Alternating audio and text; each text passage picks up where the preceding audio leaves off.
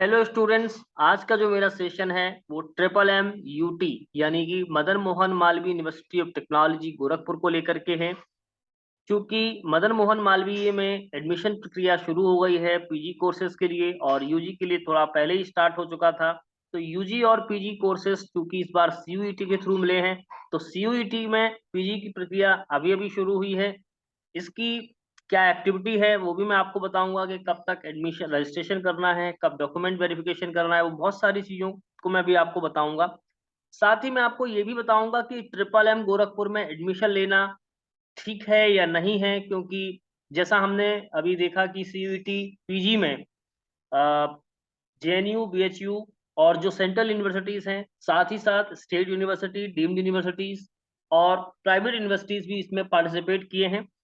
तो इस समय ये चुनना थोड़ा सा मुश्किल हो रहा है कि क्या कौन सी यूनिवर्सिटी हमारे लिए बेस्ट होगी या किस में एडमिशन लेना बेस्ट होगा। क्योंकि ये यूपी में है तो डेफिनेटली स्टेट कोटा होगा और रिजर्वेशन भी होगा जिसमें यूपी वालों कैंडिडेट्स को ही मिलेगा। तो ऐसे में क्या ऑल इंडिया कैंडिडेट को ट्रिपल एम गोरखपुर को सिलेक्ट करना चाहिए या कितने कट ऑफ पर होगा, कितनी रैंक पर होगा। इन तमाम बातों को लेकर के मेरे पास में क्वेश्चंस आए, तो मुझे लगा कि आई थिंक आप लोगों को थोड़ा इसके बारे में मैं आप बता दूं कि इसमें प्लेसमेंट्स कैसे हैं अगर आप इसमें एडमिशन लेते हैं। तो मुझे लगता है कि ट्रिपल एम को मैं थर्ड ईयर फोर्थ पे रखना चाहूंगा, क्योंकि अगर सपोज दैट कि जेएनयू फर्स्ट और बीएचयू सेकंड या बीएचयू फर्स्ट या जेएनयू सेकंड, दोनों ही कॉलेज आपस में बहुत अच्छे हैं। उसके बाद में हम ट्रिपल एम गोरखपुर या एकेटीयू की बात करेंगे या तेजपुर, तो इनमें से हम किसी भी यूनिवर्सिटी को चुन सकते हैं, क्योंकि सभी में रिजर्वेशन और सीट मैट्रिक्स के साथ साथ प्लेसमेंट्स को भी हमको नजर में रखना पड़ेगा कि किस कोर्स में हमको, जिस कोर्स में हम जाना चाह रहे हैं उस कोर्स में प्लेसमेंट्स हैं या नहीं।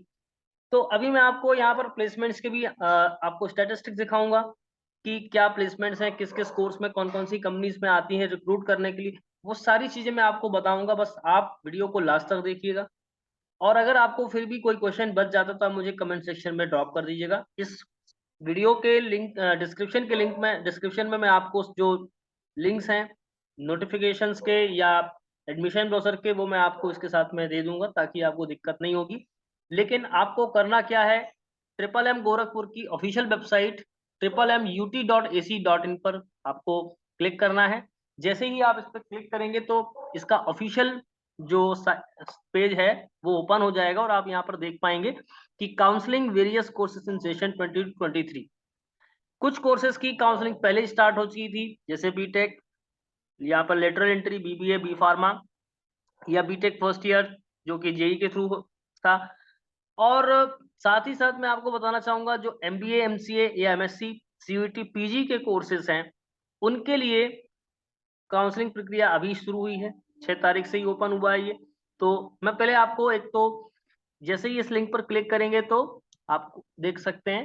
देखिए जैसे ही मैंने ये लिंक पे क्लिक किया तो यहाँ पर हमको दिखेगा ऑनलाइन काउंसलिंग 20 to 20।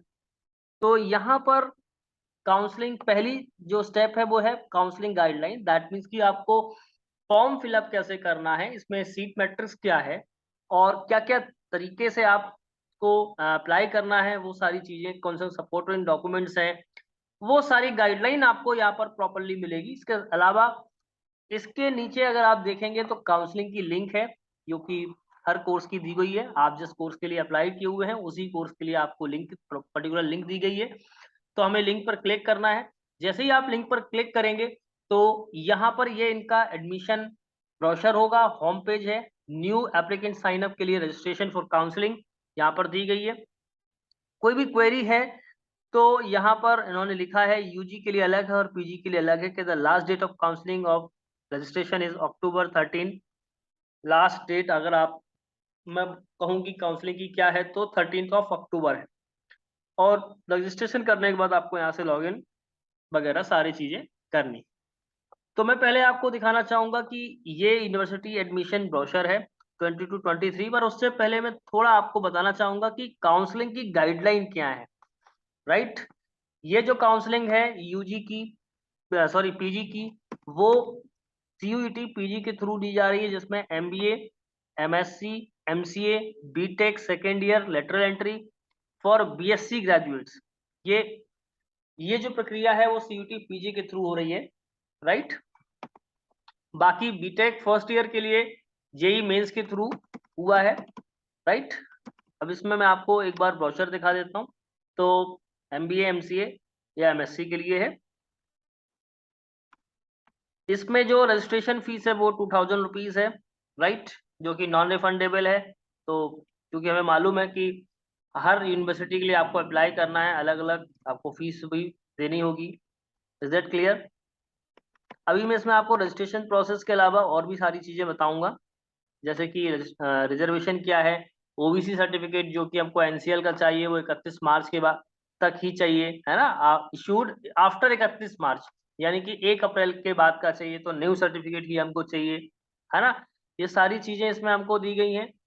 इसके अलावा यहाँ पर जो भी हमको डॉक्यूमेंट्स हैं या जो भी हम जस्ट क्वालिफाइंग हो या कोई भी डॉक्यूमेंट की कमी है वो 31 अक्टूबर से पहले हमको जमा करना है, ठीक है। तो ये सारी चीजें इसमें दी गई हैं, आप इसको डिटेल में पढ़ना है आपको, राइट। तो मैं चाहूंगा कि एडमिशन की जो गाइडलाइन है लगभग 13 पेज की गाइडलाइन है, आपको ध्यान से पढ़ना है अप्लाई करने से पहले, कि जो सपोर्टिव डॉक्यूमेंट्स हैं या जो आपकी एलिजिबिलिटी क्राइटेरिया है क्या वो आ, उसमें आप आते हैं या नहीं आते हैं। आपने बीसीए किया है, BSc BCom BA with minimum passing marks in mathematics at 10+2 level, 12वीं लेवल पर हो या फिर ग्रेजुएशन लेवल में मैथ्स हो, and obtained a minimum 50% marks, तो ये एलिजिबिलिटी क्राइटेरिया है। और in case of the candidate belonging to SC ST तो 5% की आपको इसमें छूट है। और ये qualified in test paper for CUET PG PGQP 26 के थ्रू होगा। Is that clear? बाकी अलग अलग कोर्सेज दिए हैं, जिस भी कोर्स के लिए आपने अप्लाई किया उस कोर्स का ये यहाँ पर डिटेल मिलेगा आपको। Is that clear? अब मैं एक चीज आपको बताने वाला हूँ कि step 1 online registration for counselling, थोड़ा आप इसको गाइडलाइन को पढ़ेंगे। स्टेप 2 काउंसलिंग फी है, uploading of documents, choice filling, ठीक है। इसके बाद में मेरिट लिस्ट आपको मिलेगी, ठीक है। फिर कंफर्मेशन फीस आपको डिपॉजिट करनी होगी। अपग्रेडेशन भी अगर आप चाहते हैं तो वो खैर बीटेक वालों के लिए ही है, आपके लिए नहीं है। शेड्यूल को लेकर के मैं सबसे पहले आपको बता दूं कि जो शेड्यूल है एमबीए एमसीए एमएससी या बीटेक लेटरल एंट्री कैंडिडेट्स के लिए, registration, document uploading and notification of online document verification, जो कि अगर आप देख पा रहे हो 6 अक्टूबर से 13 अक्टूबर के बीच में आपको अपना रजिस्ट्रेशन भी करना है, राइट। और क्या करना है? Choice filling, choice locking and document uploading and verification online. सबसे पहले मैं आपको इसमें बता दूं कि जो चॉइस फिलिंग आपको करनी है या रजिस्ट्रेशन करना है या काउंसलिंग करनी है, फी वगैरह देनी है, सारी प्रक्रिया ऑनलाइन है। अभी जैसे कि हम लोगों ने महाराष्ट्र सिटी में बताया था कि आपको फिजिकल वेरिफिकेशन के लिए जाना पड़ रहा है या आपको फैसिलिटेशन सेंटर्स दिए गए थे वहां पर जाना है, लेकिन इसमें ऐसा बिल्कुल भी नहीं है। आप अपने घर से बैठ करके इसको अप्लाई करेंगे। आपका जो भी ऑनलाइन वेरिफिकेशन होगा, अगर कोई भी डिस्क्रिपेंसी आती तो आपको ईमेल पर आपको इन्फॉर्म करेंगे, और ये आपको 6 से 13 के बीच में ही करेंगे। Is that clear? तो आप कोशिश करिएगा कि हम लोग 10-11 तक अपना फॉर्म फिलअप कर लें, ताकि कोई डिस्क्रिपेंसी अगर मिलती है तो वो आपको इन्फॉर्म करेंगे, ताकि आप वो सपोर्टिव डॉक्यूमेंट दे सकते हैं। Is that clear? And round 1 की merit list, seat allotment, display of seat allotment result, जो कि 15 तारीख को आपको मिल जाएगा। राउंड 1 की मेरिट लिस्ट, यानी मेरिट लिस्ट भी देंगे, साथ ही साथ सीट अलॉटमेंट भी देंगे, और डिस्प्ले करेंगे सीट अलॉटमेंट का रिजल्ट, यानी कि ये प्रक्रिया बहुत तेजी से होने वाली है। तो आप इसमें एडमिशन ले सकते हैं, क्योंकि इनको ये 31 अक्टूबर तक पूरी राउंड 1 राउंड 2 की जो प्रोसेस है, या राउंड 3 तक ये प्रोसेस चलने वाली है, ये 31 अक्टूबर तक खत्म हो जाएगी, ठीक है। तो राउंड 1 की मेरिट होने के बाद में आपको ऑनलाइन फीस यानी कि सीट कंफर्मेशन के लिए करना होगी 16 से 18 के बीच में। राउंड 2 का सीट अलॉटमेंट 20 अक्टूबर के, सपोज दैट कि अगर आपको पसंद नहीं आता है, वो उन लोगों के लिए जो बीटेक वगैरह के लिए अप्लाई किए हैं, बाकी आपके लिए नहीं है। राउंड 3 जो है वो seat allotment and display of seat allotment result 28 तारीख को आ जाएगा। तो ये इनका पूरा एक्टिविटी है।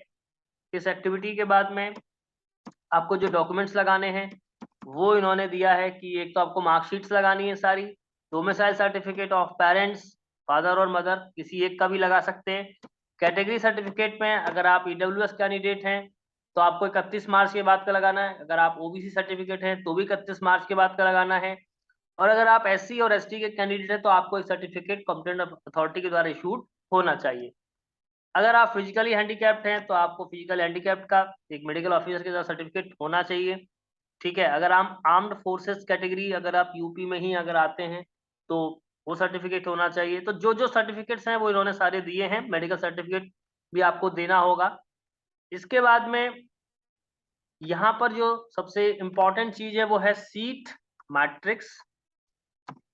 ये देखिएगा, सीट मैट्रिक्स मैं आपको दिखा दूं। देखिए, अगर हम बात करें एमसीए के लिए तो 75 सीट्स हैं और 32 जनरल की हैं, 24 जनरल जीएनओपी। थोड़ा ये जो कैटेगरी, ये जो कैटेगरी में इन्होंने डिवाइड किया है वो सारी कैटेगरी है। एक बार आप इसको देख लेंगे इंफॉर्मेशन ब्रोशर में या एडमिशन ब्रोशर में, आपको मिल जाएगी कि किसका क्या मतलब है। ठीक है, 32 ऑल इंडिया सीट्स हैं, यानी जनरल सीट्स हैं जिसकी हम बात कर रहे हैं। Is it clear? बाकी हर कोर्स की इन्होंने दी हैं, एमबीए की दी हैं, एमएससी फिजिक्स की, एमएससी मैथ्स की, एमएससी केमिस्ट्री की। Is that clear?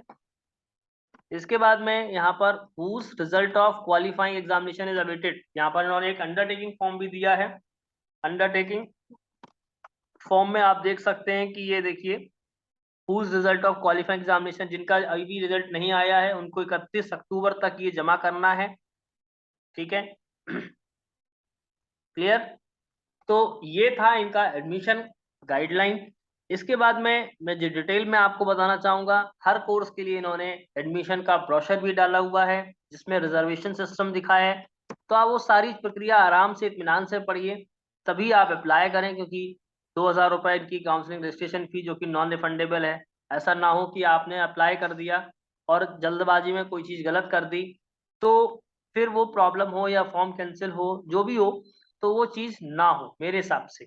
इसलिए आप थोड़ा इन चीजों का ध्यान विशेष रूप से दें। Is that clear? इसके बाद में अगर हम बात करेंगे कि सीट्स को लेकर के हम बात करेंगे तो देखिए, यहाँ पर वही चीज है जो 75 सीट्स थी। इसके बाद में एलिजिबिलिटी आपको दी गई होगी, तो आप एक बार अच्छे से पढ़ लेंगे तो मुझे लगता है कोई प्रॉब्लम नहीं होगी। ठीक है, इसके बाद में एलिजिबिलिटी के बाद में हम लोग थोड़ा सा रिजर्वेशन को भी देख लेते हैं कि कितना रिजर्वेशन यहाँ पर है।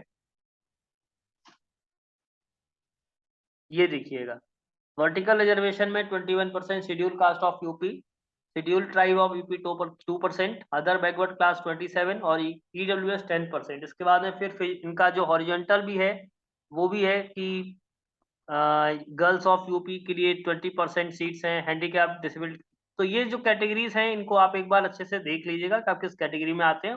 उसके रिगार्डिंग आपको सपोर्टेड कुछ कुछ डॉक्यूमेंट्स भी सबमिट करने होंगे, तो वो भी आप रेडी कर लीजिएगा। यस, ठीक है। इसके बाद में कुछ मेडिकल स्टैंडर्ड्स भी हैं, वो भी आपको देखना होंगे, और आपको किस कैटेगरी में मिलेगा, किस कैटेगरी में आप रहेंगे, वो सारी जानकारी इसमें मिलेगी आपको। तो ये सारी चीजें आपको एडमिशन से रिलेटेड है। आई थिंक कि आप मेरी बात समझ गए होंगे। अब मैं आपको थोड़ा सा दिखाना चाहूंगा कि जो प्लेसमेंट्स हैं क्या ट्रिपल एम में उतने बेहतर हैं या नहीं है, तो ये मैं आपको दिखाना चाहूंगा जो इन्होंने आंकड़े अपने यहाँ पर दिए हैं प्लेसमेंट के ब्रोशर में। इतनी सारी कंपनीज आई हुई हैं यहाँ पर, एसेंचर है, कोलाई डिजिटल है, अडानी एयरपोर्ट्स है, Aditya Birla, Amazon, applied AI, BEL, वीगो नोटेशन, है ना। तो ये देखिए, बायजूस भी आती है यहाँ पर, कैपजेनी। इसके बाद चंडीगढ़ यूनिवर्सिटी में क्लियर वाटर एनालिटिक्स। तो अब हमको क्या देखना है यहाँ पर, देखिए बॉय गर्ल्स के यहाँ पर अलग अलग प्लेसमेंट्स लिखे हुए हैं। Suppose that if you talking about computer science engineering की बात करेंगे तो एसेंचर में 17 बॉय और 4 गर्ल्स। तो अब आप देखिएगा इसके रिस्पेक्ट में एमसीए का आपको कम दिख रहा है, पर चूंकि सीट्स कम होती है एमसीए की तो ऑब्वियसली यहाँ पर प्लेसमेंट्स का आपको जो आंकड़ा है वो भी कम दिख रहा होगा। कंप्यूटर साइंस इंजीनियरिंग में इनकी यहाँ पर बीटेक वगैरह में जो सीट मैट्रिक्स है वो भी हम देखेंगे। तो कुल मिलाकर के कहने का मतलब ये है कि आप यहाँ पर आंकड़े देखें और आंकड़ों से आप ये खुद को डिसाइड कर रहे हैं कि आपको इस कॉलेज में जाना है या नहीं जाना है।